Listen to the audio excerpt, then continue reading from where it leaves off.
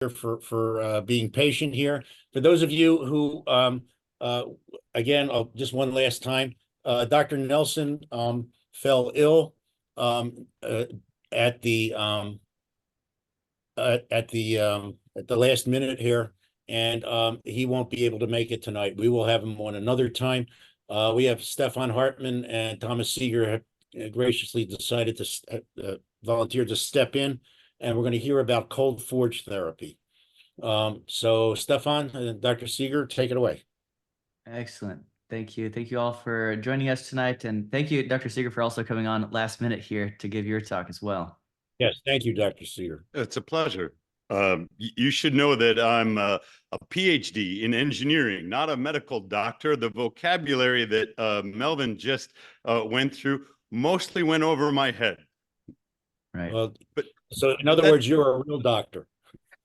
not like a fake one. The research kind. Yeah, I'm not disadvantaged by medical school. I can put it that way. Yeah, not like the rest of us. Right. So, but I like the way that. Thank you for being here, and thank you for the last minute.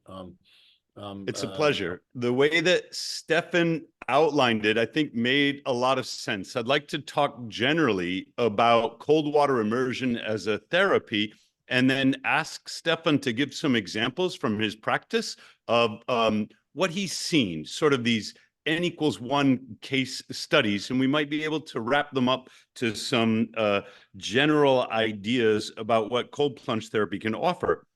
So let me talk about the therapy aspect. There's a lot of entertainment when it comes to ice baths. It's all over social media, and you get a lot of clicks and a lot of attention.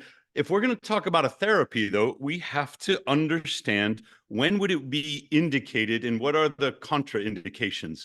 Because cold plunge is a systemic therapy, much like exercise or sunshine. You can't target just one aspect of the body with cold water immersion. You have to think about how all aspects respond. And so I'm just going to hit the highlights here. There are three things that might lead you to think that a cold plunge or an ice bath would help your patient.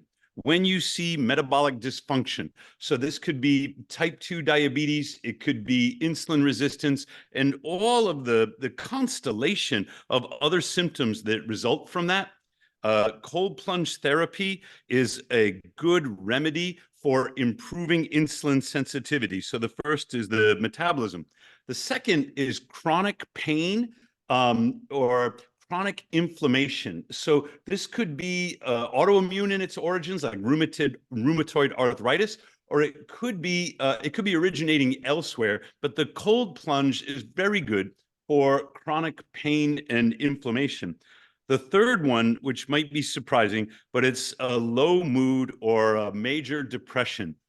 There are a number of case studies now of people who have failed to respond to SSRIs, have failed to respond to talk therapy or group therapy, and then say their major depression was resolved by either winter swimming or an ice bath. So when you see any of these three things, cold plunge should come to mind as a potential therapeutic remedy that will improve a long-standing and intractable condition in one of your patients. The contraindications, and Stefan has seen this for himself, the most important one is hypertension. If your patient comes in with high blood pressure to start with, the whole body cold water immersion is going to induce vasoconstriction. It's going to force the blood into the core and into the head, especially if the head, because it stays out of the water. And it's going to raise blood pressure temporarily. For most people, that's not a big deal.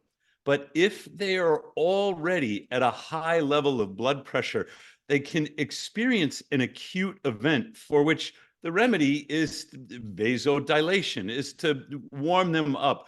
But Stefan can tell you about a patient for whom it was extremely worrisome. So what are the mechanisms? Stefan showed you just very briefly the brown fat slide. Yeah. Are there any other slides you want me to pull up here? You let me know. Oh, number 3 on this list. Okay. It used to be, there you go, that physicians believed there was no such thing as brown fat in adult human beings. Infants are born with it, children have it. But for a long time, we thought it was inevitable that in adulthood, the brown fat eventually disappears to nothing. And so that persisted until the invention of the PET scan. And so you use PET scan to locate tumors that have an affinity for glucose. And as this team in Sweden was reading their PET scans, they kept coming up with these symmetrical spots on a few patients that could not be explained as tumors. Well, the PET scan machinery, especially at that time, it was very warm. They had to keep the instrument rooms cool to keep the machinery from overheating. And they were cold enough to activate brown fat in some of these patients. So the Swedish team hypothesized that what they were looking at was brown fat. Sure enough, these cancer doctors at the Sloan Kettering Institute in New York went through and they reviewed thousands of PET scans from cancer patients, and we began seeing brown fat on about 5%. That is, most adults aren't getting enough cold exposure to maintain their brown fat into adulthood, but a few do. When you lose all that brown fat, you lose not just the thermogenetic or thermogenesis, that is the capacity for thermal regulation, but you also lose brown fat as a secretory organ. You lose the way that brown fat will modulate the thyroid. You lose the conversion of thyroid hormone from less active to more hormone, which happens, or to more active, which happens in the brown fat. You lose the neuroprotective factors that the brown fat will secrete.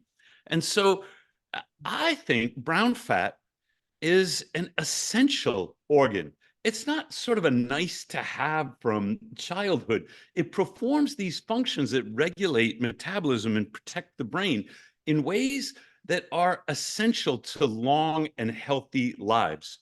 It takes decades to lose the brown fat. It takes about 2 weeks of regular cold plunge therapy to recruit the brown fat back. And that's the good news, because there's some good studies on cold air and cold water that show insulin sensitivity goes way up. Other things go way up, in particular, mitobiogenesis. The principal physiological difference between white fat and brown fat is that brown fat is packed with mitochondria to do this non-shivering thermogenesis. When you activate your brown fat, you stimulate mitobiogenesis that improves the quality of the mitochondria, not just in the brown fat, but throughout the body. So this is the most important physiological change that happens when a patient starts a regular practice of cold plunge therapy.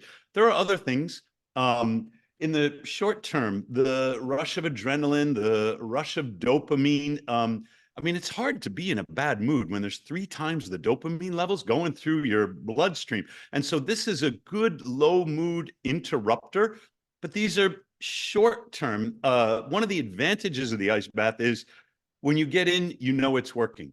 It's you could take a peptide, you could do an IV, you could do hyperbaric, and all these things can be healthy for you. But you get into the ice bath and the person will instantaneously know something has happened because it is activating their sympathetic nervous system.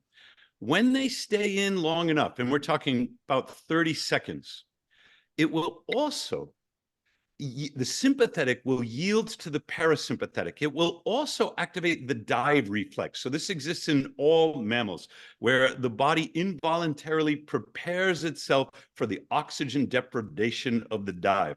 The brain waves collapse into a more meditative state. The heart rate typically slows. The rush of blood glucose that was released from the liver, it is consumed by the brown fat and shivering in the muscles. So it clears glucose from the bloodstream, and the body enters this, even though the metabolism of the brown fat is revved up, the body enters this state in this parasympathetic state of relaxation. And patients are reporting this to us over and over and over again. When they make it through the first 30 seconds, then they say, oh, gosh, I don't even know what I was afraid of. I don't know what I was all worked up about. This is actually relaxing. That's especially true after they become acclimated to the cold, which takes about 2 weeks. The last thing is their heart rate variability. It has often gone through the roof. And because HRV is an indication, a physiological marker of psychological resilience, watching the HRV jump is very satisfying.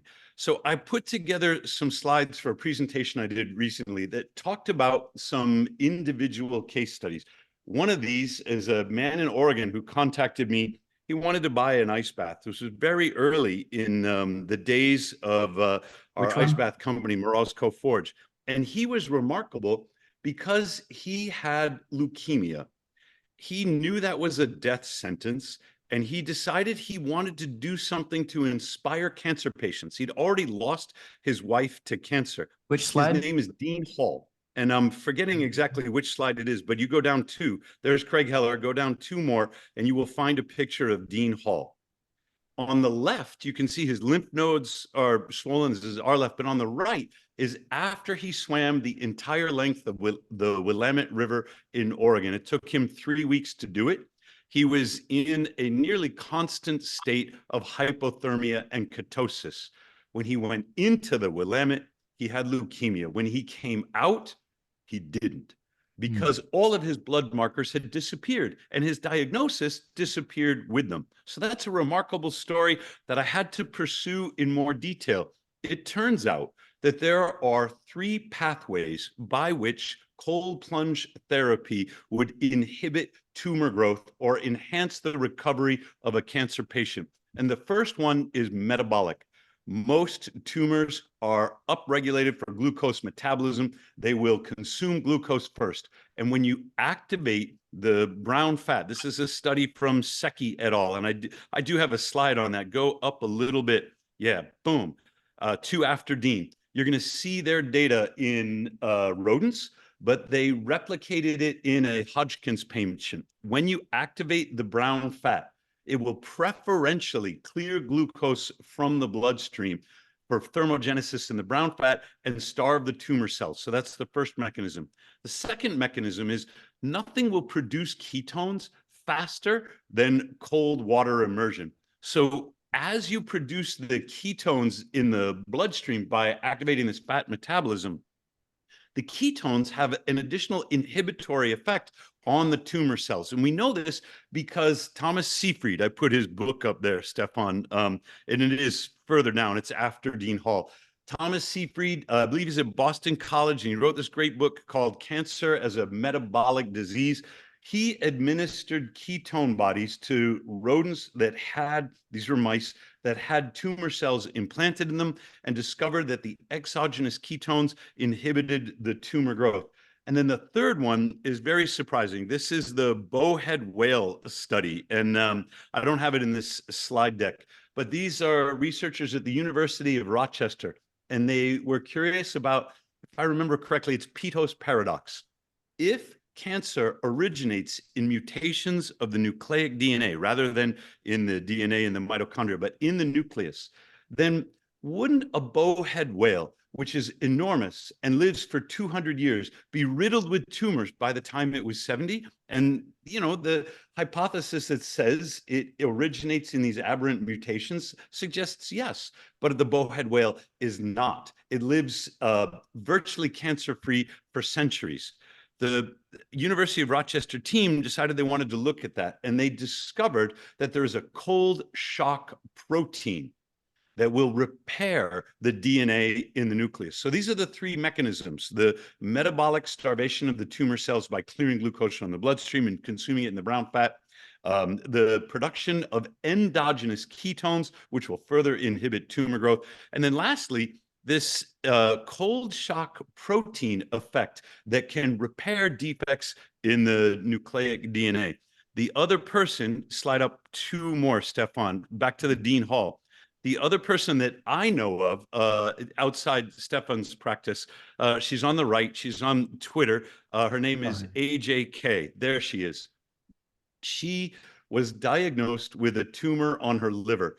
And because she had a history of bleeding disorder, nobody wanted to operate. It would not respond to radiation or chemotherapy. As the doctors understood it, the best thing she could do was watchful waiting. And to her, of course, that sounded like a death sentence because tumors just don't pop up out of anywhere and then go away by themselves. So she wanted to know, what could she do? I said, you're going to do what Dean Hall does. She went into ketosis and she started practicing ice baths. She got a scan 6 months later, and damned if that thing hadn't shrunk. And so these are these sort of N=1 phenomena that stimulate my curiosity to go back to the library to see what are the mechanisms by which we might be able to explain what otherwise would be a miracle. But I can tell you that these people don't care. They don't want to understand it. They want it to work. And it is an enormous relief to them to know that they can use cold plunge therapy, at least in an adjunctive sense, at least to complement their chemo or their radiation or whatever else they are doing, because there are no adverse side effects, except for maybe the cuss words that we're all going to scream when we first get into the ice bath. So that's my brief synopsis, Stefan, and I'm hoping that you can add to it with more of the experiences of your patients. Yes, I can. And, I got into this from my own research. I was trying to research longevity and how to help people heal. And I came across cold plunging as one of the 3 pillars of longevity. Like my initial research was like cold plunge, sauna, and like autophagy. And like what these all have in common is they can essentially put you into that state of detoxification where you can start clearing out dead, dying cells, inflammation. All these 3 have potential life extending properties. So some of the initial research I got into when looking into this was mostly on cryotherapy, like nitrogen sort of cold therapy for sports performance, because I come from an athlete background and all athletes know to use cryotherapy to help accelerate return to the field after injury or after really hard training. So when I play professional tennis, I really wanted a cold therapy pool just so that I could play a tournament Saturday and get right back on Sunday and play again, because that's how it is highly anti-inflammatory. It can help you recover. It's not the greatest for building muscle, because when we're going to the gym and we're trying to deliberately cause inflammation in the muscle, that causes hypertrophy, so large biceps. But when we're looking at from a performance perspective, say professional tennis players, whole body cryotherapy has been studied in, for example, professional tennis players, and demonstrated that it can improve shot put accuracy just doing whole body cryotherapy. So that was interesting for me. But then beyond the athletic performance capacity for this, we know that it also helps with chronic injuries. So I got down and started learning about how it can help with orthopedic injuries like adhesive capsulitis, which is a really terrible condition if you ever encountered it in a pain management practice. It's very hard for the patient to recover from it. They need steroid injections, they need physical therapy, but whole body cryotherapy helps with this painful condition as well. And that led me down to other conditions of the musculoskeletal system like osteoarthritis, which is another debilitating condition leading typically to complete joint replacements or lots of steroid injections, which do cause some degeneration further of the cartilage. So I'm not a huge fan of those. But whole body cryotherapy has been studied in osteoarthritis and demonstrated that it can improve their quality of life and even downregulate some of these cytokine markers. And then that brought me down to the metabolic derangements, because we all know that the metabolic disease, geez, my slides are all messed up for some reason. The metabolic disease drives all of these conditions, the osteoarthritis, any sort of inflammatory condition. And so I found some research indicating that you can even change lipid biomarkers with whole body cryotherapy. And this was a study that looked at whole body cryotherapy in comparison to, just on its own, but I looked at it compared to Lipitor data.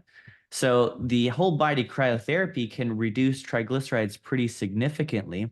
It can increase HDL cholesterol. It can reduce LDL cholesterol. If you compare that to a statin therapy like a lipid, you may not get even these large changes in triglyceride reductions. And we know you do not get HDL improvements from statin drugs. And then this is what Dr. Seager was talking about, the Browning effect. So you can convert white adipose tissue, which we know increases cancer. It increases cardiovascular disease. It contributes to high blood pressure and increased cytokine response. When you're exposed to, say, COVID-19, for example, you have that high cytokine inflammatory response. But the whole body cryotherapy, it can convert that inflammatory white adipose tissue to brown adipose tissue, which previously was thought to only exist in like neonates. But we now know that's not true. And you can actually create it. You can create it through exercise, and you can create it through cold thermogenesis. Here's a lot more on that. So I want to get into my research that I did here at Iron DPC. I call it the Iron DPC's Cold Forge Retrospective Practice Audit. It's not super pretty, but I had some input from some colleagues of mine, pain management specialists, Dr. Bradley Goodman. He gave me some suggestions on how to put together a study like this. So I tried to make it as comprehensive as possible because I was trying to figure out what this can even do. Mental health, physical health, return to performance, avoidance of surgeries, avoidance of interventions. And what we'll find in this little lecture here is that it has multiple modalities that are comparative to it, including injections of cortisones, chiropractic care, physical therapy, pharmaceutical therapy, and herbal therapy. It's either equivalent or benefit to, or better than those when you compare the two. So what I run is a direct primary care anti-aging medicine practice, but behind the shop, the medical offices, I have this high-performance gym area. And it's a completely separate membership, and patients can come there. I should call them members can come there, or their patients too, and they can use these healing modalities. So we have the Morozko Forge. I specifically, I'm not sponsored. This is a CME lecture. This is not sponsored by Morozko in any means, but I got the Morozko because it gets to a temperature about 36 degrees Fahrenheit, sometimes lower. And my theory was that you need to have freezing waters to have these anti-inflammatory benefits. And lo and behold, that's what we figured out. So a summary of what we're going to see in the lecture here is that one, pain management is better or comparable to pharmaceuticals, it seems like, with this. We've had even like disc herniation pains. We've had one young female with this. We've had hamstring tear pains controlled. We've had arthritis pains controlled in 2 men for their hips. And we've had vagal nerve dysfunction, PTSD improve in females. So there is a mental health component to this. I think it has to do with deliberate cold exposure stimulating the vagal nerve, the cranial nerve number 10, that goes all the way from your brain down to your gut. It's that rest and digest nerve. And by deliberately going into the cold plunge, my theory is that if you sync up to the neck, you can get that vagal nerve stimulation. We use this trick all the time in the ER when the patient comes in with supraventricular tachycardia. You can plunge their face into a cold bucket, and we know sometimes you can get the patient out of SVT just by doing this. So my theory is with deliberate cold exposure, you can even help patients overcome or retrain their vagal nerve dysfunction.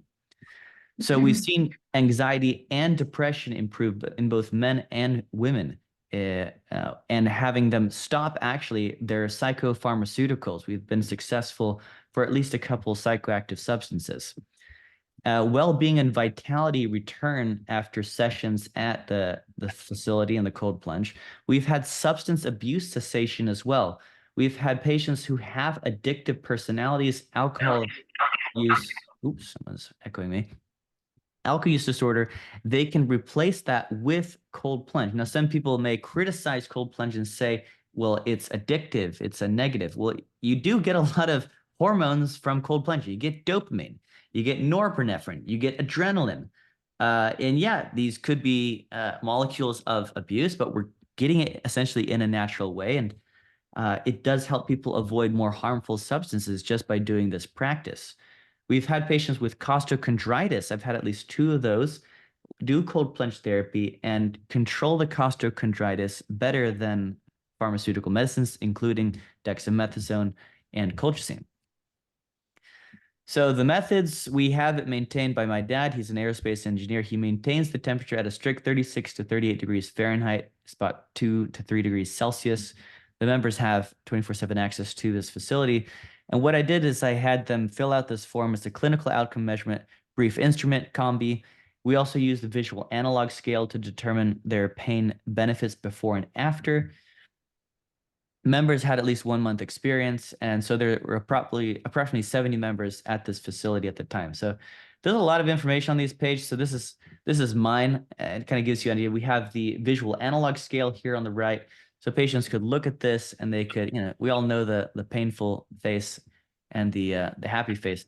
But this is a kind of like a shotgun approach to this. I'm sure other studies, if you wanted to tailor it, we could focus on one part of this. So mine's kind of boring. I didn't really have too much to experience. I mostly just use it as a pre-workout because it energizes me and gets me ready to hit the gym afterwards. This patient's a little bit more interesting. A 62-year-old male. He has inflammation, soft tissue pain, and fatigue. He would rate his pain before the cold plunge as a 6, and then afterwards at a 0. So he had a pretty significant improvement, and he would come here pretty much 3 times a week to find the benefit. We also wanted to know how long they would find a benefit from this and what their mood would be like before and afterwards. So their mood before was a 5. Again, this was rated on the visual analog scale. It's something that I learned about in psychiatry. You can rate their mood from a 0 to 10 scale. It's kind of quicker than the PHQ-9. After cold plunge at 10, they note the energy benefit for 4 to 6 hours. They stay in there about 4 minutes. This person here, they seem to also put their hands and feet in the cold plunge. So other things they've tried as well, and this is other things I wanted to note in the study, is what other things have they tried, and have those things helped at all, or are they comparable? And they had tried NSAIDs, chiropractic, deep tissue massage. And what I want to know is how does it compare? And this patient related better overall results. And interestingly enough, after 5 weeks, lost 5 pounds with no variables changed. I would suggest the decrease in these 5 pounds is probably inflammation going away. Inflammation holds on to water weight, and the cryotherapy is highly anti-inflammatory. This is another patient, age 60, having irregular sleep. They didn't really have pain per se, but the mood improvement was from a 7 to a 10, and the energy benefits would last all day. They would go 7 days a week because they loved it so much. Another interesting thing this patient noticed was their skin roughness improved and their joints feel more lubricated during exercise. The mind is clear and the energy is fantastic. This is another patient. So this is interesting. She's a 29-year-old female. And I sometimes get a bit of pushback from, social media influencers, maybe who cater to more female crowd. They say, cold plunge is negative for your hormones. Young women shouldn't do it. Well, this woman, 29-year-old, suffering with a herniated disc pain. She's trying to avoid surgery. She's in constant pain from it. And she noticed fantastic benefit from the cold plunge. She was also having a bit of anxiety and depression. Her back pain she'd rate at a 6. And she felt fantastic after cold plunge, and she would come pretty routinely.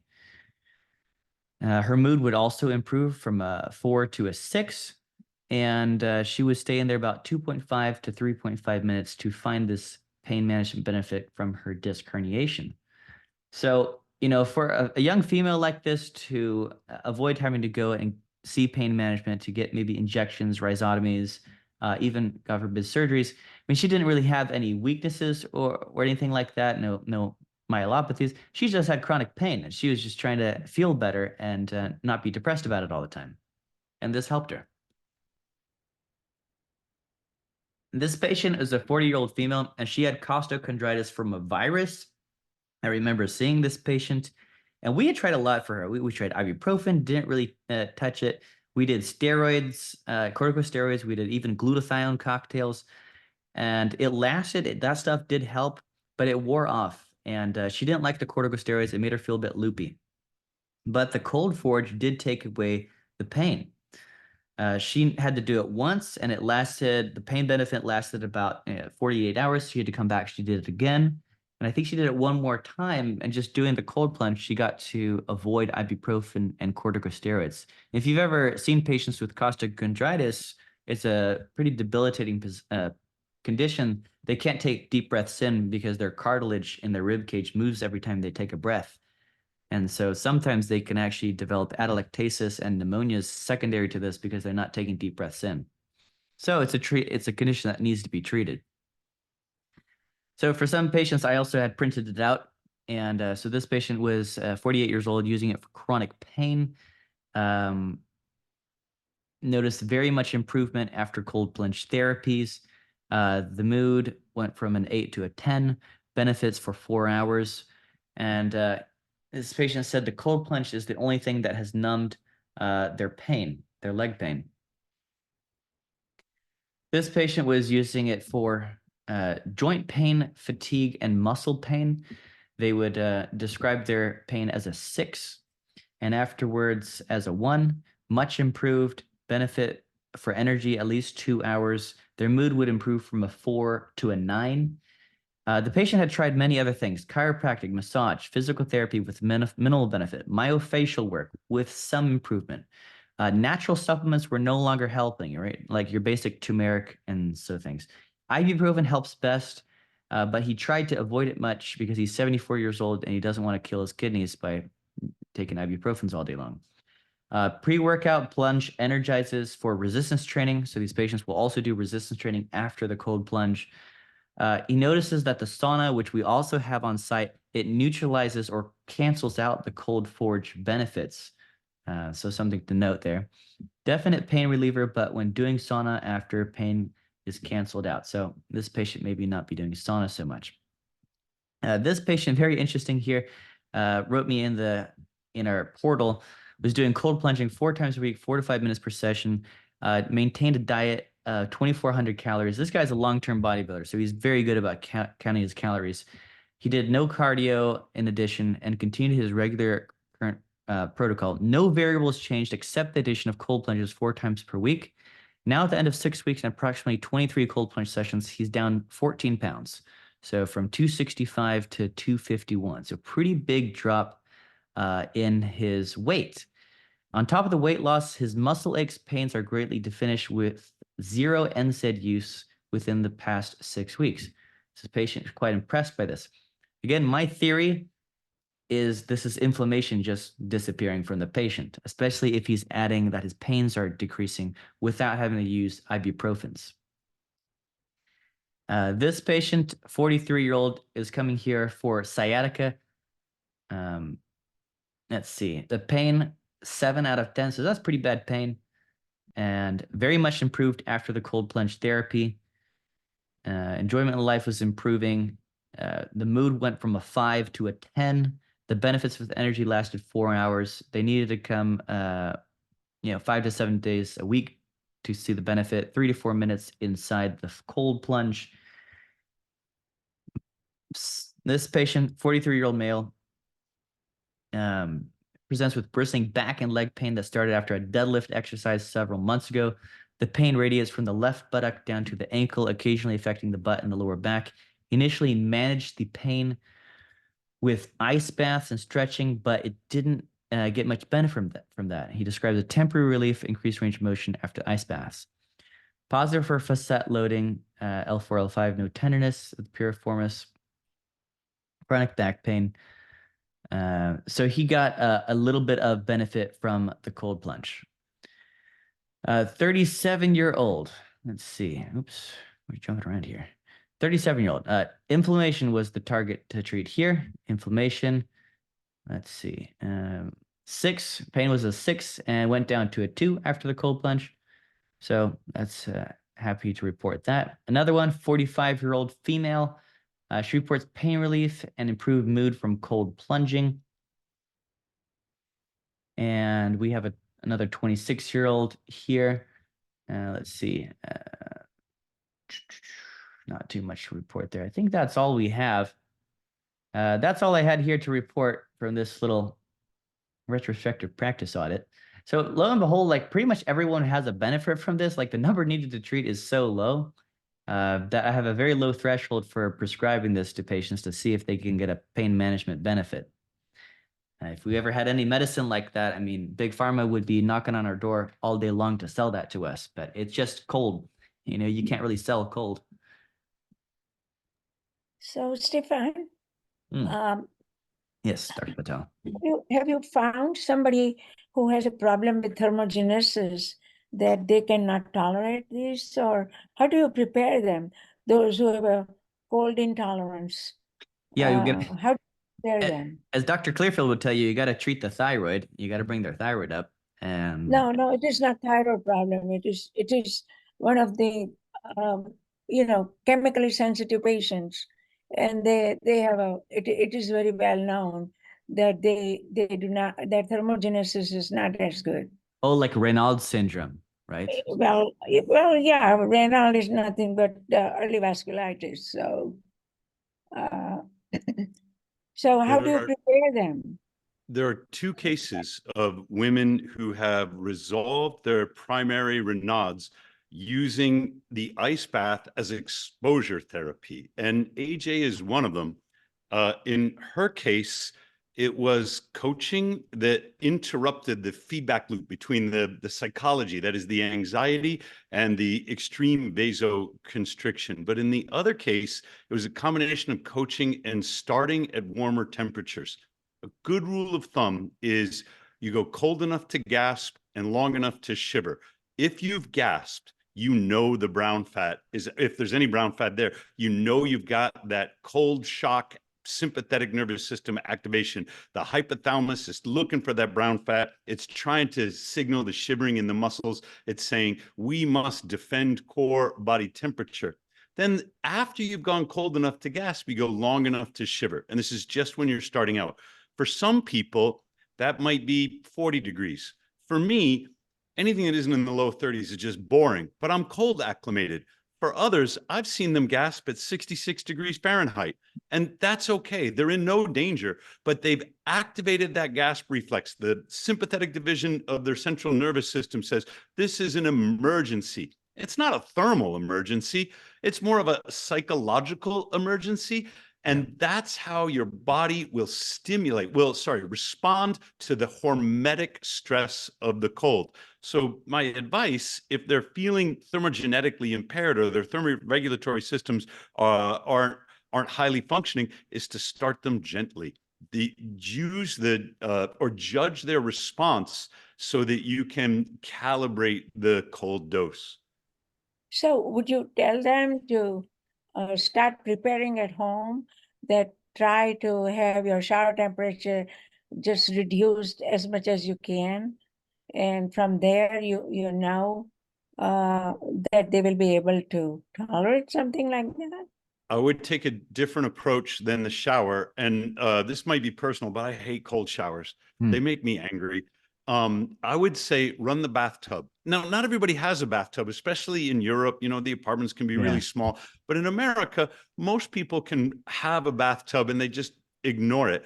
Run it with tap water. Now, in Phoenix, Arizona, where I live, in the summer, the tap water gets up to like 90 degrees. That's right. Right?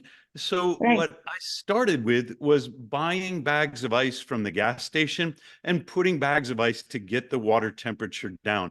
You can do this whole body is what I recommend, because if you start with cold showers, and a lot of people do, I did, it makes it activates the sympathetic nervous system, but it never brings the dive reflex on. It doesn't give you that parasympathetic. And that's because partial cold water immersion will activate vasoconstriction in part of your body.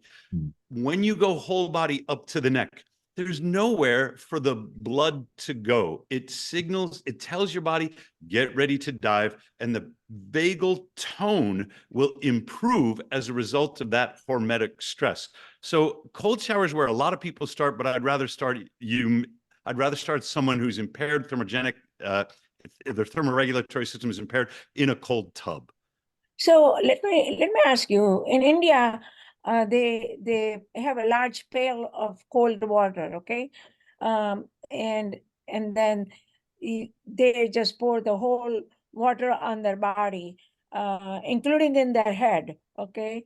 And just doing it once, there are people, those who are doing every day for most of their life, and they have remained young. So is it necessary that you need to be 2 or 3 minutes or 4 minutes in it? When one pail of water, when you put on your body, it doesn't take more than half a minute. We don't know the minimum. It'd be great to have the minimum effective dose. So Susanna Soberg at University of Copenhagen, when she was a doctoral student, she did her dissertation on PET scanning of brown fat in winter swimmers. She asked the winter swimmers, because, you know, they do that in Denmark. They jump in the fjord or something. She said, well, how often do you go in? And they responded to this survey. She calculated that the average was 11 minutes a week at 4 degrees Celsius. We know that 11 minutes a week, 4 degrees Celsius of whole body is sufficient to maintain brown fat because she's measured it. But what we don't know is less. Can you go warmer? Could it be 5 minutes a week or 6 minutes a week? No one's probed for that lower threshold. My sense is that your body tells you on an individual level, you know, when you're cold acclimating. And I get that sense because that's been my experience. If for whatever reason, I was down in Colombia for a workshop on artificial intelligence and biotechnology and things like that, and I didn't have an ice bath. And I said, well, I'm going to go in the ocean. But I don't know if you know this, but the Caribbean Sea is not cold. So I get in there, and it's like bath water. A week later, I've been away from, you know, my Morozko. When I got home to Arizona, I didn't feel cold acclimated at all. There was something that happened in that week there. I kind of lost my thermoregulatory defense mechanisms, and I didn't have to start all the way over, but I felt like a wimp when I first got in again. I can relate to that. And then there is another articles published that when they go for skiing, then they measured their natural killer cells before they went out to ski and after they did it, and their natural killer cells went down. So when you say that it helps the cancer to, it really on a long-term basis, it clears the cancer. If the natural killer cells are doing the main work of clearing the tumor cells and other things besides, you know, doing the cytokines and pro-inflammatory cytokines and tumor environment. But so there must be some curve that you have to keep on doing it over a period of time so that that response doesn't occur. Because many people, they get exposed to cold and they end up with pneumonia, they end up with a lot of colds and infections. So this is the usually how the patients respond.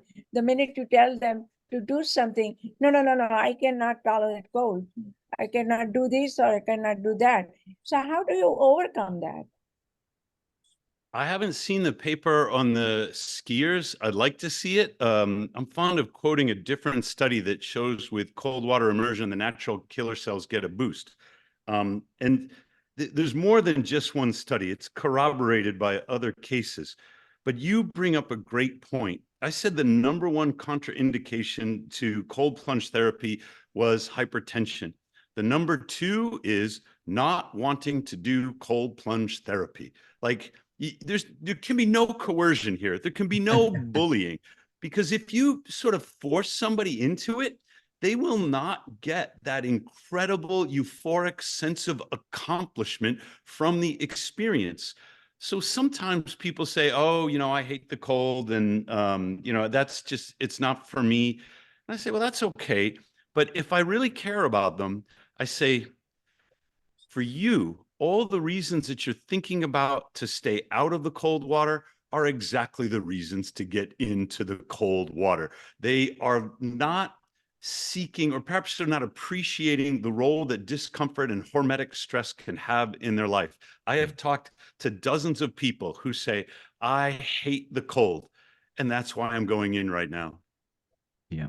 Okay, then there's another thing that there were some chambers that had, you just go in and stay there for 3 minutes and then you get out.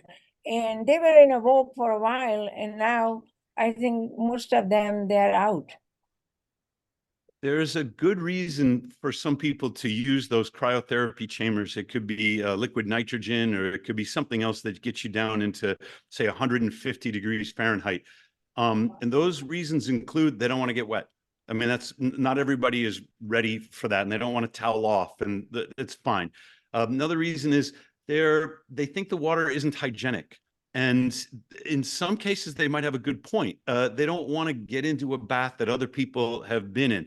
And so they can get a lot of benefits from the whole body cryotherapy. But when I tried it and they said, under no circumstances be in there more than 3 minutes or something, I did 8 minutes and I walked out because it was boring. There's something about the cold air that does not extract heat from the body the same way that the cold water does. And it has to do with the thermodynamic properties of the water.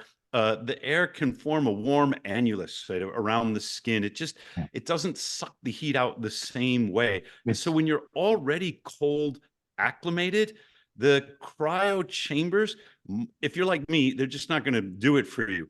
However, if you're one of those people that doesn't want to get wet, or you're worried about the hygiene, or you're just starting out, I think whole body cryotherapy is a great way to go. It's also very expensive. That's why I didn't go with that. Yeah, modality.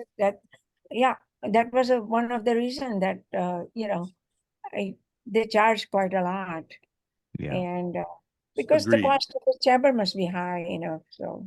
Yep. Oh, So yeah. how do you maintain? How do you lower the temperature of the water in the tub that you showed in the picture? Oh, yeah. Yeah. Refrigeration. Yep. Refrigeration. I'm sorry, what? It has a compressor that moves a working fluid, a refrigerant. We use the same refrigerant that's in automobile refrigeration. And it has evaporative coils underneath the tub. And so the ice forms on the bottom. And then the compressor will move that, compress the refrigerant into the hot coils that are out on the side. So it's a 100-year-old technology. The key is getting the evaporative coils in thermal contact with the water. And because it's kind of difficult, we're the only company that does it in North The America. patient sits on the ice? No, where they Correct. sit, there's no ice generated where they sit. Where my mom's sitting there, it only generates around her, you see? Yeah. Stefan, we call that the no butt burn zone. No butt burn. When we first met them, people sat right on the ice, but there was a bikini model, and her bikini froze into the ice because she was in there so long, and it pulled away some of the skin off her butt. And this is like a disaster, before a competition, and we had to rearrange the way we did it and create this no butt burn zone. Yeah. No, there's no So butt. there's a special seat there that they sit on? No, it doesn't create ice where they sit back there. So how do you drain it then? Well, we have to do that every week. We change the water every week. No, but after each patient I'm talking about. No, we don't drain it. It just stays cold 24/7, but we change the water and it filters the water constantly with an ozonation system. So it is a real cold water at 36-degree temperature, or what? Yeah, 36 is the average, sometimes colder if we put some ice cubes in there. Okay. Can I do a quick interlude just because it seems to be time? Sure. Our team with all these wonderful people are putting together, including Dr. Quinn and a whole bunch of you other good guys, are putting a research team together. And some of the subjects you were just talking about, hot, cold, yes, no, what, we can do research in some of this areas and present information or collect information just like Stefan's doing now, right?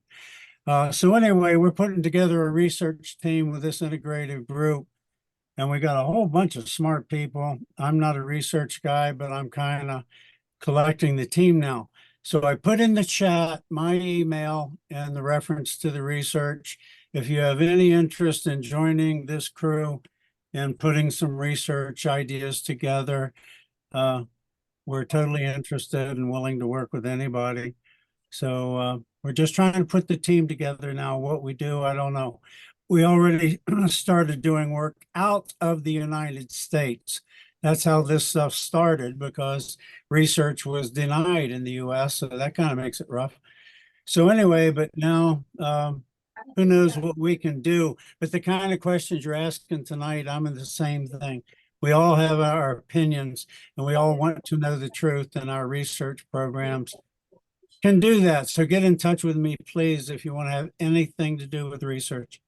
Yeah. Thank you. I just emailed you, John. Emailed We're you having too. a research planning workshop here in another 10 days. I got physicians, scientists, patients, people who are using and are curious about cold plunge therapy coming to meet with me on campus at ASU, where I'm a faculty member, and we want to outline both the research translation and see if we can guide the new clinical studies that this industry needs. Wonderful. So anything that's already happened, we want to promote. Anything that needs to be created, we'll create. Excellent. Dr. Seager, I was a medical director of a gym in the past, and we have one of these cryotherapy chambers. So one of the things that we actually want to make sure we check is actually any devices on them before they get in there, especially now with the rise of like Apple Watches or anything that's electronic.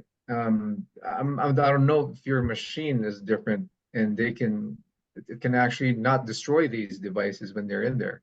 No, it's fine. You know, I wore a Dexcom, and the Dexcom, it seemed to, I don't know what happened. I asked Dexcom, but what happened is my blood sugar would drop very low in the Morozko. I don't know if you ever heard someone tell you this, Thomas, but yeah, it would drop. My blood sugar would drop to like below 50, and I didn't feel. Wow. I didn't Yeah. feel bad. I mean, but that was the only electronic. Here's what I think is going on. Where did you have your Dexcom inserted? I wore it once on my belly and I wore it once on my tricep to see if it would make a difference, but it didn't. Well, then that blows my hypothesis out of the water, because I was thinking maybe vasoconstriction on the limb and then the skin, because the Dexcom doesn't penetrate very low. And you would get like sort of this temporary drop in blood glucose in the periphery. But if you had it on your belly and you observed and you're getting down below 50, yeah, I'm actually amazed that you didn't experience extreme brain fog and disorientation. I asked Dexcom, and they never have tested that out of the extreme temperatures. Who knows what happened there? But you can wear things in the cold forge if it's waterproof. It's fine. Could the temperature have an impact on the reading of the technology? That's my I theory. mean, some technology is real sensitive. It doesn't test your blood sugar. It tests your interstitial fluid. Yes. So that's why. Oh, what about your like people with pacemakers or any of these things? Is that a contraindication? Never had a pacemaker, but we have a guy with titanium hips, and he goes in there for the arthritis. Oh, those are okay. Yeah. Yeah. I was just worried about, could you alter the function of that pacemaker in these extreme temperatures? So yeah, and also do we need to get vital signs before these patients get in there? So yes, I test their blood pressure before and after the cold forge, and if they get very hypertensive afterwards, I talk to them about that, and we treat their high blood pressure, because sometimes the cold forge can reveal some pretty significant hypertension. Well, so basically you're saying it should be ran in a medical facility. So like medical spas ran by non-medical providers should not be doing this. Is that correct? My goal was always to include this in the medical facility. What other people do, I don't know, but it's perfect for a pain management or primary care facility. Yeah, that's even when Dr. Seager mentioned about like cold showers, right? And then jumping into like turning it into warm or hot.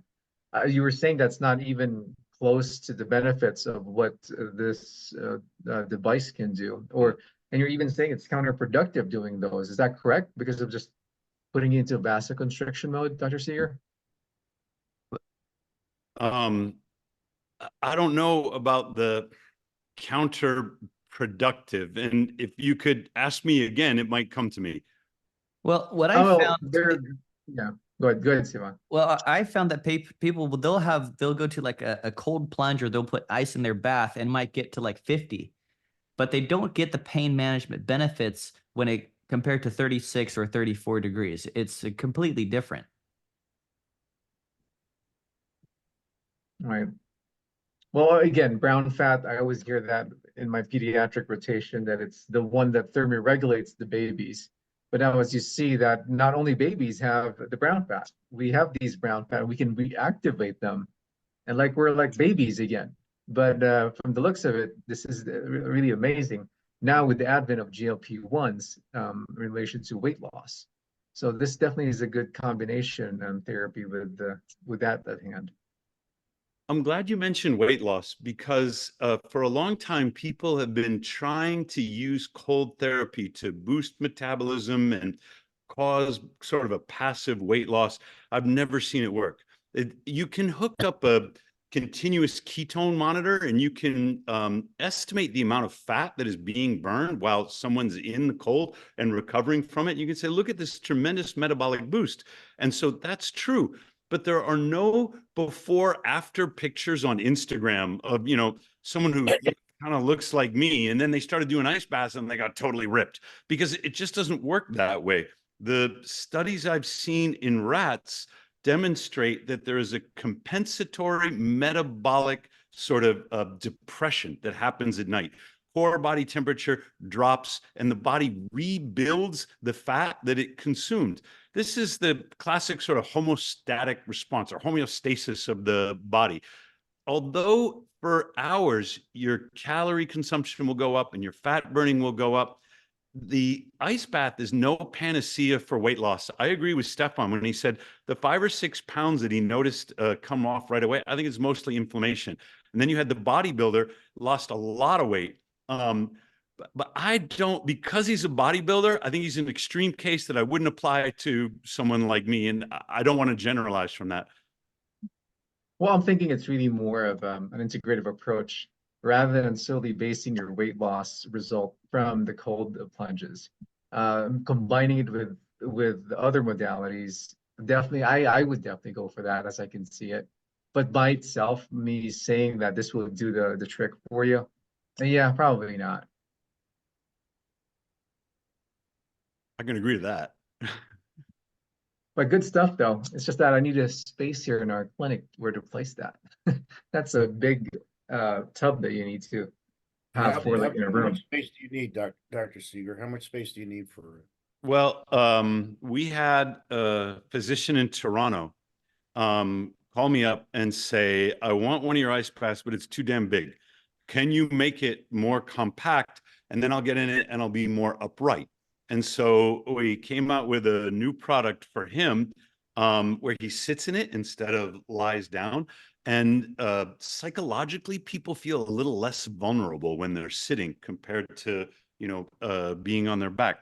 He installed it in his bathroom at home between his toilet and his sink. And this is why he only had so much space. We put a couple of pictures of that up on Instagram, and we've sold 28 of them since. So how much space do you really need? Not as much as Stefan is using, about half. That is 32 inches wide, so it'll fit through like kind of a normal door. And then this more compact one that we have is like 37 inches long. Bigger question, how much is it? It's expensive. Expensive, but it's worth it. That's right. The at-home model, I think, is $14,000. And then the one that Stefan has, we just raised the price on it to like 22 or something like this. And then the one that we did for the Toronto MD, it is even more expensive than that to get the commercial model. So Yeah, mine's the it commercial. sounds like a lot of money. You can get a cheaper cold plunge for, like $4,000. And so sometimes people on Reddit will give us a bunch of crap. Why is it so expensive? the answer is because we have the best warranty, we have the best customer service, and we're the only one that makes ice. It works. When I mean, you I've been running read- this 24/7 for a year and it's still working. And I've run a facility with 80 members and people can use it 24/7. The only thing that I would recommend, and Seager's helping with this, is making it more higher capacity. So we need a better sump pump. We need to be able to suck water in and out of this and clean it a little bit more robustly because it's not scalable beyond like 100 members. Yep. So the one that we have on our bench now, Stefan, it has 3 times the filter capacity, 3 times the flow. It's got the dual ports with more ozone, and that hopefully will mean you don't have to swap the water out every week. You can just you can dip a reading. We did a bacterial count to ensure that our oxidation reduction potential is correlating to low bacterial counts. I'd love for you to just be able to top the water off rather than have to swap it out so often. Yeah, I like And that. so the point I was making about why is it so expensive, we're upgrading Stefan's unit and we're doing it at our cost because we've got all this great data from him. We've got this great feedback. It's learning what to do with all the materials. It's learning how to make it work. The knowledge is embodied in the product and the warranty is for 5 years. It's no questions asked compared to the other companies that won't warranty for commercial use. We're kind of out on a limb. And so, yeah, we cost a lot more. Stefan, if you don't mind me asking, how much do you charge for sessions? I don't charge per sessions. It's part of the membership to the facility. It's like a package, basically. Yeah, it's just yeah, I think it's only $70 a month, and it's like a gym membership, like a nice gym. Oh, nice. Nice private gym. If There's a I could question- go back, if I could go back about 100 years, I was wondering, because you haven't mentioned heat at all. But 100 years ago, chiropractic, whatever, from 100 years to the last 50 was doing heat as the way of treating the same things you say you're treating Well, with I got a cold. whole lecture on heat next. I got you, Okay. Dr. Burgess. So you just wait. Okay. Well, that's why we got the research. I want to show both sides of this. I want to know what the truth is. I was I get also that. going to ask the question, if we alternate between cold and hot, has anybody done a study? I ban it from my facility because it makes my water filthy. That's true. And we're working on that, Stefan, because it does look like there's some benefits by doing thermal contrast therapy. People report that it's delightful, and they do have similar cardiovascular benefits, circulatory benefits, and so it's kind of a natural. What if I go back and forth? The cold is vasoconstriction, and as long as you're doing dry heat, not the hot tub, but a dry sauna, you get vasodilation. And the whole thing, it makes a lot of sense. What we suspect is that you should do cold and then exercise and then sauna for recovery. Yes. And almost no one let me rephrase that. No one has investigated that kind of triple stack in a clinical setting. They've done cold and exercise. They've done exercise and sauna. They've done cold and sauna, but they've never done this sort of 3-stack sequence. And so it's on my research roadmap. Oh yeah, that's what my protocol is. I train each member of the facility to do that. They do a cold plunge. I bring them out. I teach them how to work out, and I teach them how to do the sauna in that order specifically. And there's a lot of mechanisms and reasons for that. And we see, I think part of the research why mine is so positive is because not everyone's doing the workout, but everyone's at least doing the cold and the sauna. Excellent. There's a question about what is the temperature needed to turn needed for brown fat production or reactivation? I'm not sure. Dr. Seager, do you know this? Because all the research I did was on the nitrogen ones that showed brown fat. Most of the research is on cold air. This study in Germany took these middle-aged men. I'm calling them middle-aged because they were a little bit older than me. And they were obese and they met the diagnostic criteria for type 2 diabetes. And they had them for a week. And they gradually went a little colder and a little longer. And in this study, they weren't allowed to exercise and they couldn't change their diet. They eventually got up to 4 straight hours. And I'm trying to remember what the temperature was, but it was like upper 50s, almost 60 degrees Fahrenheit when you do the conversion from Celsius. It's not even that cold. And they got among some of their subjects an 80% improvement in measured insulin sensitivity. That is amazing for a week of just sitting around watching television with your buddies. They asked these subjects, did you shiver? And most of them said no. Did you feel uncomfortable? And they were like, well, only sometimes. And so I wonder if that was cold enough to activate and recruit new brown fat. I think the upper limit is probably, if for cold air, in the upper 50s. You get the insulin sensitivity benefit, but I doubt they didn't do any PET scanning. I doubt that they recruited substantial brown fat. The studies that I've seen that report a shiver response that did measure brown fat, they're more reliable. So how warm can you go? Probably the upper limit is something in the 50s. How cold do you have to go? If you feel the shiver, then brown fat is activated by the nervous system. It's highly innervated. It's not directly connected to thermal receptors in your skin. The thermal receptors have to signal the hypothalamus, and then the hypothalamus signals the brown fat. If you feel the shiver, you know you've been cold enough. So you could test your own body if you're inclined to experiment. Great. Okay. Okay. So Stefan, we'll have you back for the next time we have a dropout. Oh, sure. For the heat. Could I ask a question?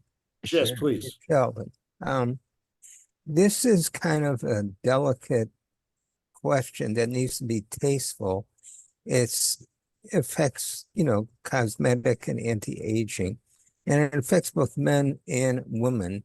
So I was curious if there's a brown fat effect on cellulite, flaccid skin, wrinkles. In older men, they lose gluteal robustness, and there may be a need to rehab these gluteal muscles, regenerate them. Also the effect on scalp and hair health, and also neuropathy. So I want to ask if this therapeutic regimen can affect these things in a positive manner.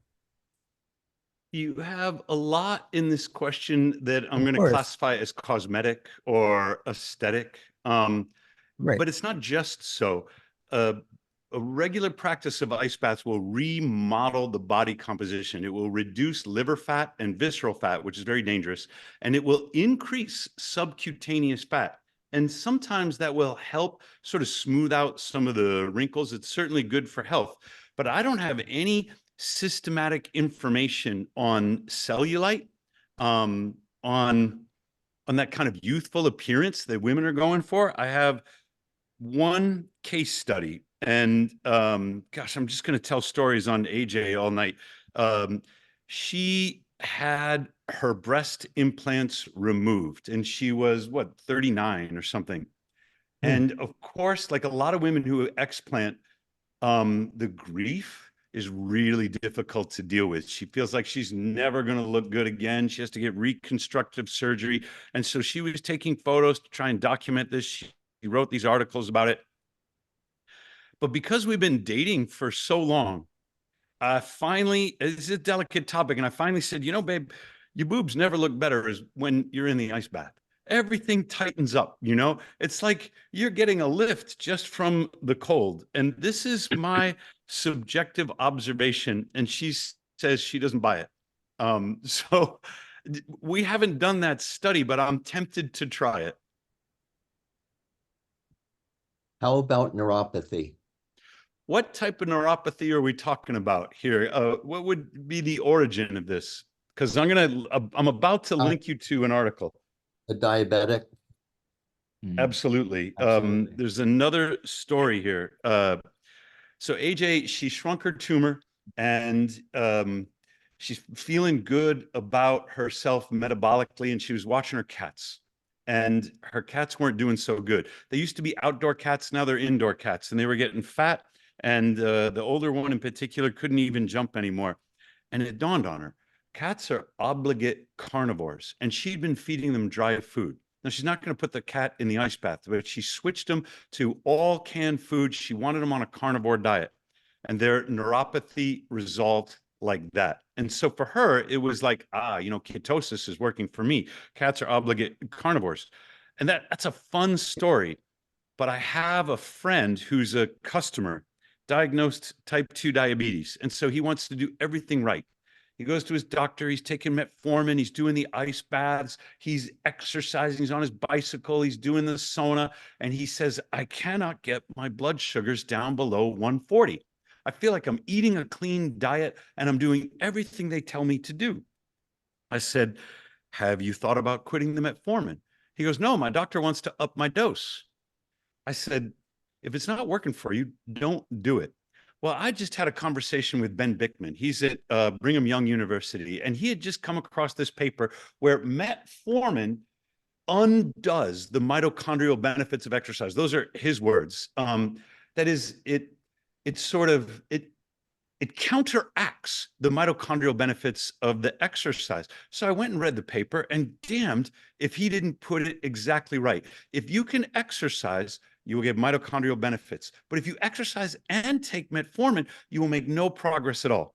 So I asked my buddy, stop taking the metformin. He said, all right, I will. 6 weeks later, he video calls me up. He's wearing a continuous glucose monitor. He's eating lunch. And he says, Tom, I want to show you something. What's that? He holds his phone, with the 94.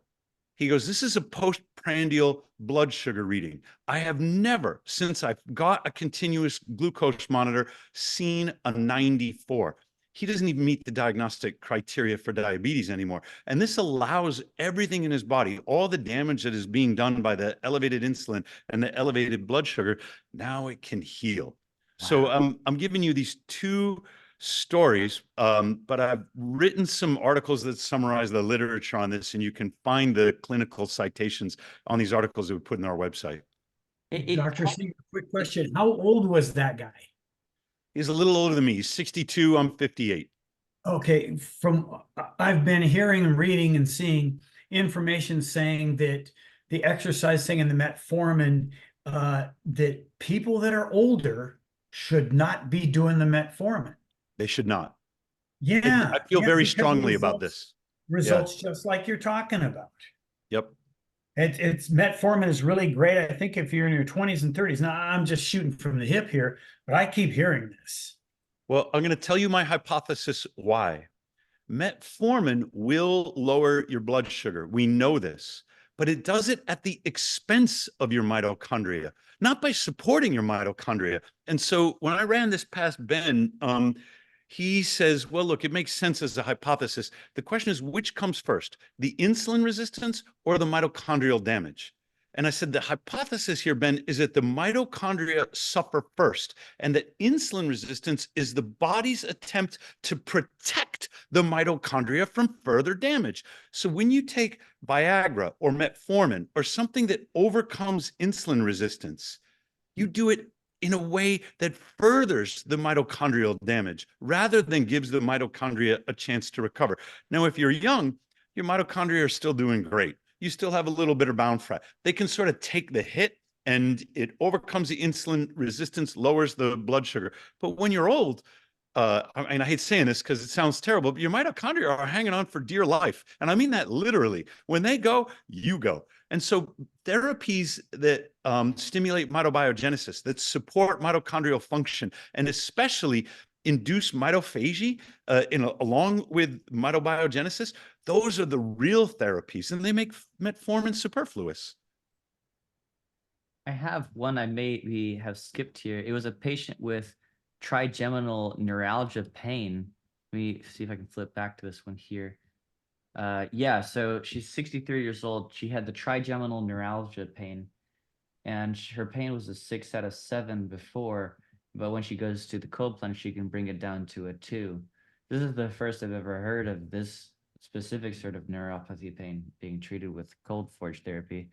Her mood would also improve from a 5 to a 10, and she would have energy benefits for 60 minutes. She would only need to stay in there for 20 to 30 seconds to see this benefit. And she's really not even going that much, like once a week. So I haven't had too many other people with neuropathic and neuropathy type pains, rather than, differentiate that from radiculopathy pains. Radiculopathy pains, we can treat that more readily, but maybe it's just not the type of patients that I come to see me. But there may be another reason why the diabetic patient may improve with this. This is a patient I've been working with for the couple of months here. You can see his previous insulin values were 15.5 and 14.7, but then they went to 5.7. And the main difference between these numbers was that he actually started joining the gym out back, the Human Performance Arena, and he would do cold plunge. He didn't really work out. He's not like a huge workout type of guy. He does have that kind of flat buttock appearance. He would do sauna. He'd do sauna as well. And he would do bike. So we have a specific thing called the exercise with oxygen therapy. It's this high oxygen, you breathe high oxygen, you get on a bike. That's the only sort of exercise he did. And then he did change the diet as well. So I think just by practice of embracing cold forge practices, you can reverse a lot of the diabetic or metabolic problems because you're changing your whole lifestyle as well. You're doing a whole bunch of things along with this, right? Most people who do a cold plunge, they're also adopting a radical life change as well. So there's always that variable. So Dr. Horowitz was put in the chat what I was thinking, that we always recommend coenzyme Q10 and B12 with metformin. Does that seem to be part of the issue that you're talking about, especially with more mature folks? Define older, by the way.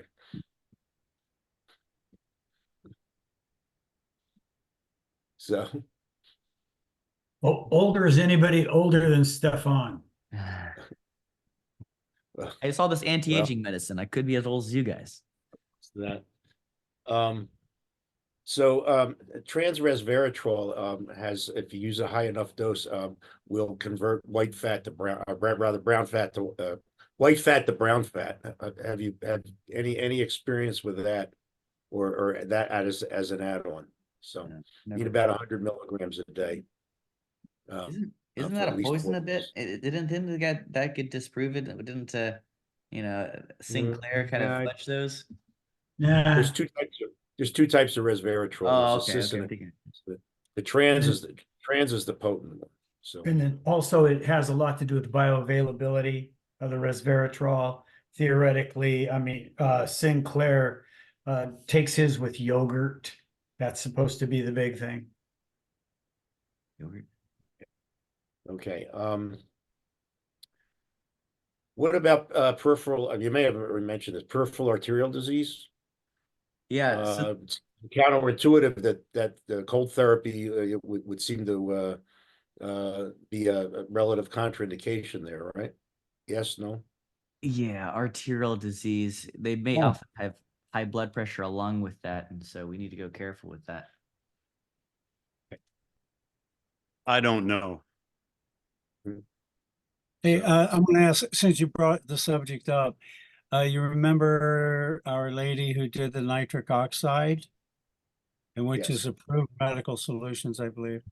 Anyway, what was shocking about her study to me is that you may have remembered they checked for cholesterol plaque in her peripheral arteries, and there were none. Was I hallucinating, or did that really happen? And has it been studied in anybody else? Because that means the whole world of medicine changes if you can totally remove cholesterol plaque just by using nitrogen or nitric oxide in her form. So anyway, I wonder if anybody's heard anything more about that. It's important. It's a possibility. I'm working on a few case studies to try to reverse calcium plaque and carotid artery disease. I have one positive case that I'm compiling, and I can give you guys a lecture on that at some point. And we are using nitric oxide extensively at the practice too. We're using the Berkeley Life product. John, I've seen that before, but not only are you using nitric oxide, but it was combined with the glycocalyx product. And I think that was actually backed up by actual studies. And yeah, it's actually Arteriosil that actually did that, and Vaskinox in a study done by Dr.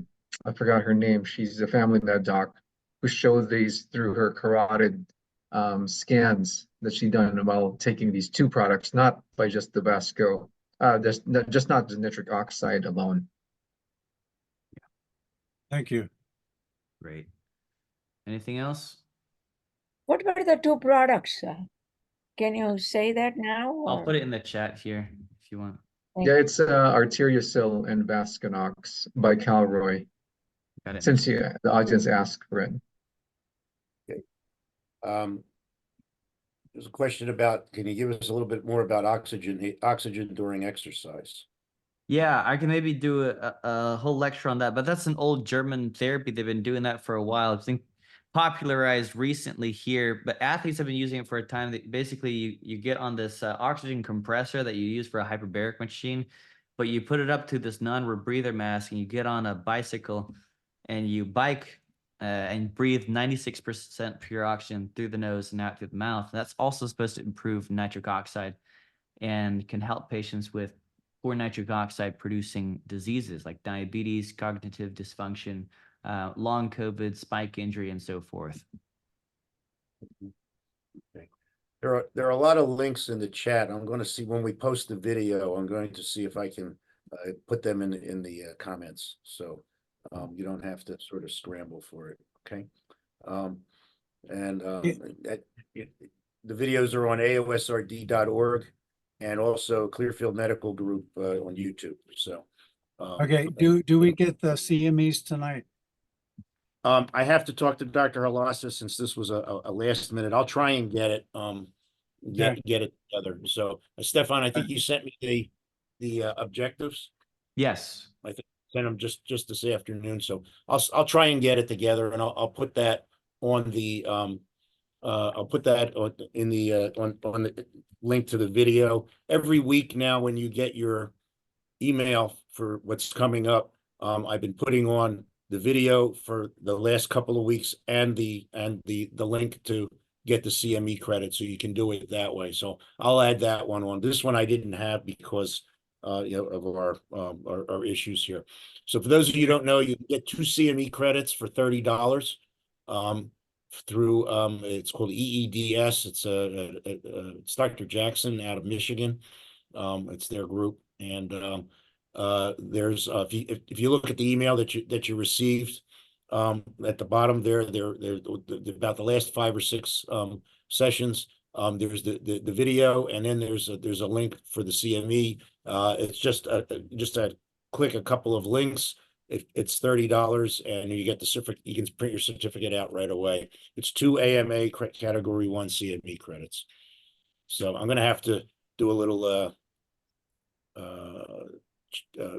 cut and paste here because there was a couple of brand names mentioned, so we'll have to take those out. But we'll take care of it. I'm glad you're working with Dr. Jackson's group. That's cool. Yeah. So, well, I'm doing it through Halassa, but Halassa.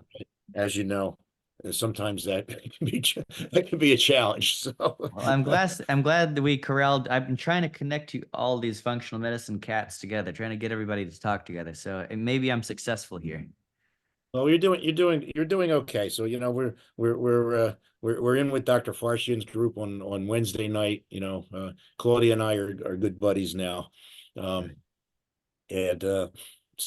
we've had, and I want to acknowledge, by the way, Dr. Nario has invited quite a number of physicians from the Philippines, and they've been on with us tonight, and we really are happy to have you with us. We're here every week at the same time. It's 5 p.m. LA time, 8 p.m. Eastern time, and I believe it's 8 a.m. in the Philippines. Is that correct? Yes, that is correct. So this is actually the group of they're called PRIMA. So PRIMA is preventive, regenerative, and integrative medical advancement. So they're integrative Philippine doctors who are definitely great advocates for what we preach. So I'm happy that they're here, and hopefully we can help them out as well, and vice versa. We want to learn from you guys as well, and hopefully share your knowledge to us. And for sure, we will be learning a lot from you guys. Yeah, we're gonna twist their arm to give us share some of their knowledge with us also. So, yeah, so happy to have you here. And like I said, there's a number of names, and we always ask for you to bring one friend a week, and then we'll double our census. We had a pretty nice crowd tonight. And thank everybody for hanging in there with us. It was very interesting. Dr. Seager, thank you so much. It was really very informative. What I usually say when we have a really good session, is that's the price of being competent is we're going to ask you to come back. If you don't hear from us again, then and I always use the analogy. Nobody ever asked me to help them paint their house a second time. I never get asked a second time. So well, it was a pleasure to step in. Okay, well, thank you so much, especially at the last minute. And what is this? It's like a pie lecturing contest. I don't know what that means exactly. I don't know what that means. Okay, so it looks like also the study in aging cell and metformin aged 62 to 63. So is that considered old now? Over 62, 63? Is that considered old now? I'm just trying to figure out where I am in the hierarchy here. Yeah, So, absolutely not. Absolutely not. So okay, Just take a little bit of your. Just take a little bit of your own anti-aging medicine, Dr. I'm doing it. I actually after last week I ordered a rapamycine, so I'm still Me waiting too. for it. So and when I go home, I'm gonna go into a cold bath. Good. So I gotta stop and buy a thermometer though to make sure I get the temperature down low enough. So. Right. And we got from the Prima folks. Thank you, Dr. Nario, for inviting us. And yes, thank you so much. And yeah, Dr. Stoker says 63 is the new 36. So we like that too. Okay, Dr. Seager, before we leave, we always like you to. Can you give us a short summary? Give us the. I learned a new lingo. TLDR. How long did it read? I had to look that up. I kept seeing that. I said, "What is that?" So. Too long, don't read. So can you give us three big points? Gosh, short is not my specialty. Here we go. Human beings are evolved to expect cold exposure. Our ancestors didn't survive the ice age population bottlenecks without becoming cold acclimated. When we don't get cold, we lose our brown fat, which tends us towards metabolic dysfunction. And there are a number of diseases ordinarily associated with aging that stem from mitochondrial damage, not from the number of years that you've been on this planet. When you get a little bit of cold, you can stave off the aging by improving the quality of your mitochondria, and the systemic benefits for inflammation, for pain, for mood, for brain function are, for lack of a scientific explanation, miraculous. Okay, thank you. So didn't our nomadic predecessors leave the north and migrate south during the winter months here, especially North America? That seem to hear stories about that. I think it was all over by then. That is, the mitochondrial DNA are, I mean, for the most part, with some exceptions, inherited exclusively from your mother. And because there's no sexual reproduction in mitochondrial DNA, they evolve much more slowly than the DNA in your nucleus. Now, you go back, let's say, 70,000 years to one of these population bottlenecks that was associated with a permanent winter, a volcanic eruption that meant there was really no summer. The mitochondria that we have, they aren't adapted to wherever our ancestors moved, say out of Africa. They're not adapted to the North American nomadic lifestyle. They're not adapted to Southeast Asia, because that bottleneck is so recent and the rate of mitochondrial evolution so slow that we are mitochondrial, in this mitochondrial way, virtually identical to those Homo sapiens that came through those deadly ice ages. Mm-hmm. I don't know. My mother's mitochondria spent winters in Miami Beach, so I don't know. So did my Nana, and she lived to be 98 years old. Yeah. I don't know about that, but okay, we'll take it. So, okay, Stefan, the last word. Always cold and then workout, not the reverse way around, right? We use cold therapy to enhance building muscle as a pre-workout, as to stimulate us to hit the weights hard. The only time to use cold plunge after training would be if you did high intensity endurance exercise, maybe like marathon running. We know this suppresses the immune system, and you can actually use cold therapy to bring back the immune system from these long endurance. From heavy pounding on the joints, again, any sort of arthritic condition, the cold therapy is well known to help recovery, so it can bring you, the athlete, back to playing quicker, so it can be used in that modality. But I always have to tell my members at the practice not to use any anti-inflammatory after muscle building activities. And this includes ibuprofen. This includes things like turmeric, and that includes the cold forge therapy. We never really want to cool off the inflammatory effect that we try to achieve when we're like lifting weights to grow muscle, type 2 muscle fibers. Okay, thank you. I almost forgot.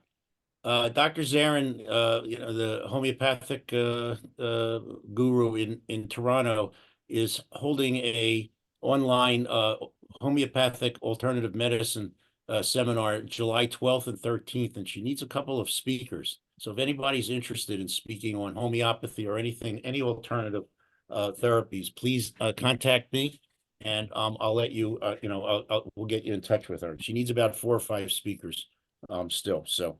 And she usually runs a pretty nice show. So if you're interested in that, and if you're new at it, you're not sort of well versed in front of a crowd, this is a good way to go. Basically, you're talking to a machine. So it's a nice way to get started. So if you're interested, anybody's interested in that, please let me know. It's July 12th and 13th, but I need to let her know as soon as possible. Okay. So I almost forgot about that. So, and we lost, some participants in the interim. So, okay. So thank you so much, everybody. We really are quite grateful for Dr. Seager, and of course, Stefan. You were always you're always there for us. And Dr. Burgess, how we doing with the medical school? Everything's beautiful. If you want to do research, get in touch with me, please, because we're trying to tie it in with the medical school. Thank you. Sure. Okay. That's University of what's that? West Virginia's Osteopathic School of Medicine. That's the school?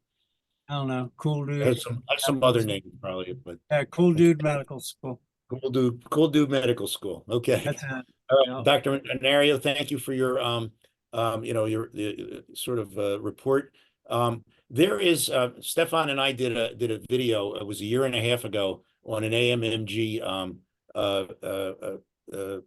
submarine that we did. We did it in a car going to dinner one night, and it was pretty fun. It was pretty neat. We just sat and we just talked about what we had seen and all. And there is a video on our website if you want to look at that. Just type in your Open Apple or your Control F and go type in AMMG, and it'll find it for you. Yeah. It's on my YouTube channel too, Iron Direct Primary Care. It's a classic. Yeah. So yeah, it was pretty fun. So we really like these recaps. Anybody who's going to any of these conferences, if you want to do a 10-minute like Dr. Nario has done for us for the last 2, we're happy to have you on. We like to know what's going on out there in the world. There's too many conferences for us, for any one of us to go to all of them. Any little tips and tricks, for anything, you never know when you might need them. So again, so next week, we have the incomparable Jay Campbell is coming back, and Jay is going to be talking about his his program, his GLP-1 program that he's put together. So, and he came to me and reached out to me to be with it. So, and as you know, he's always quite entertaining. He's not a physician, so he's not constrained by medical doctor stuff. He has no medical license, and he seems to have more patients and customers than any of us put together. So, I'm not sure exactly how he does it, but he can say some things that are a little bit kind of outrageous. Like there's no medical studies on hormone pellets, which of course isn't true, but things like that. So so he'll be here next week, and he'll be talking about GLP-1s and his take on the how to handle them. So that'll be next week. I'd like to join you for that if that's okay. You may. We have your. I'll get your email address from Stefan. We'll put you on our list. Okay. Yeah. Thanks very much. And yeah, anybody, anybody and everybody. It's we're happy to have you here. I'm not sure what Stephen means. I included Banerjee and Narayani systems.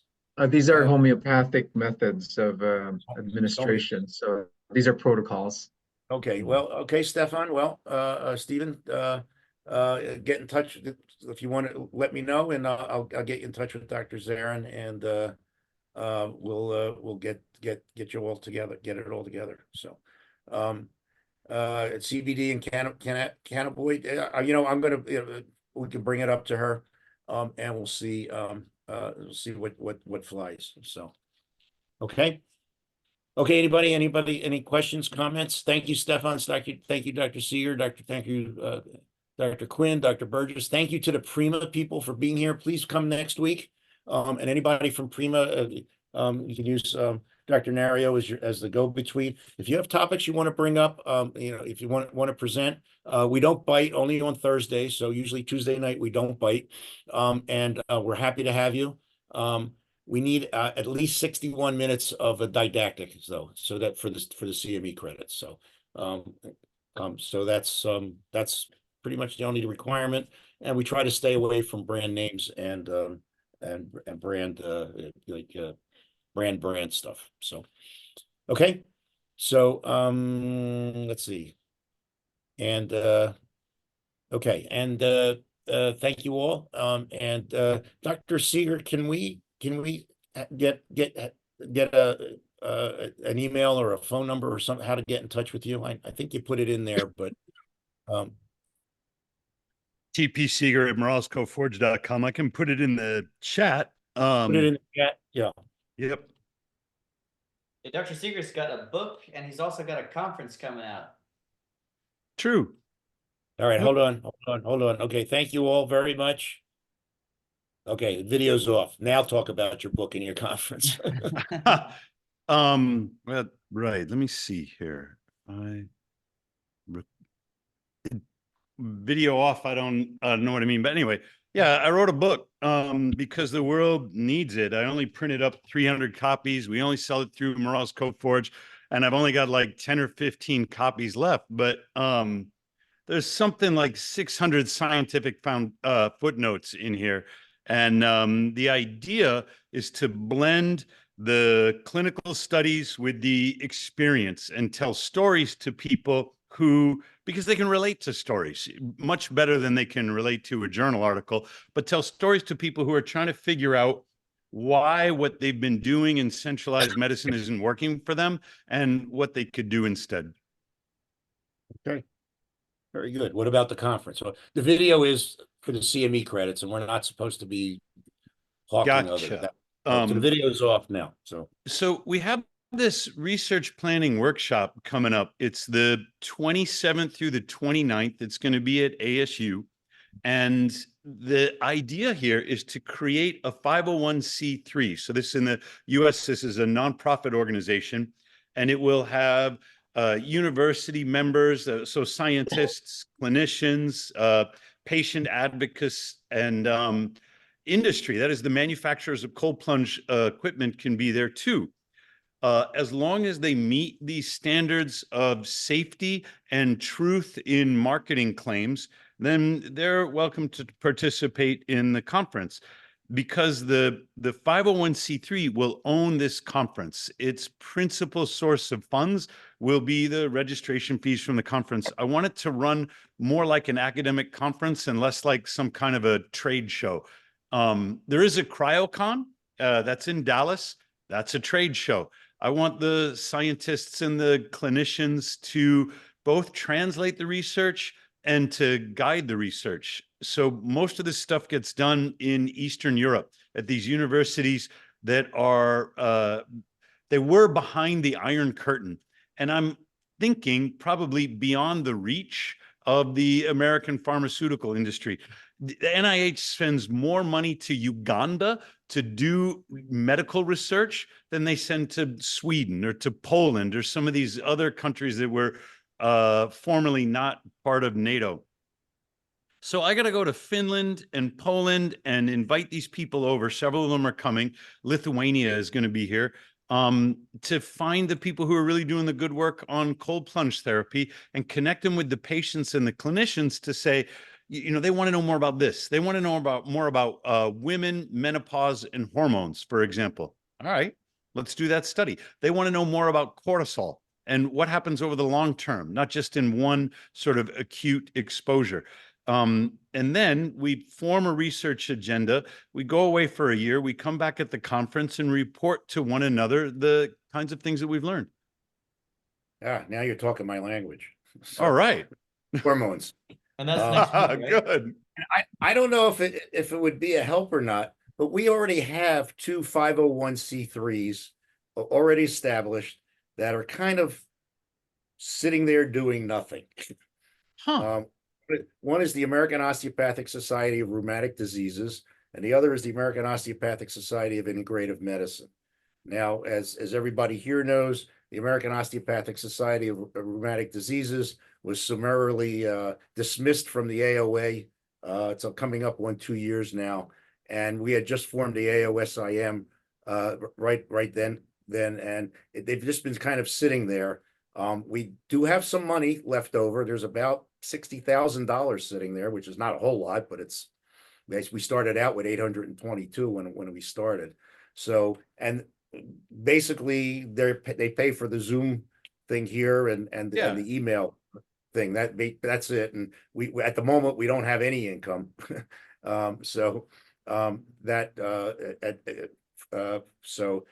I don't know if that would be of a use to you, that you know, because we're already set up. I mean, it's a, you know, we do all the reporting, we do all the accounting, we you know,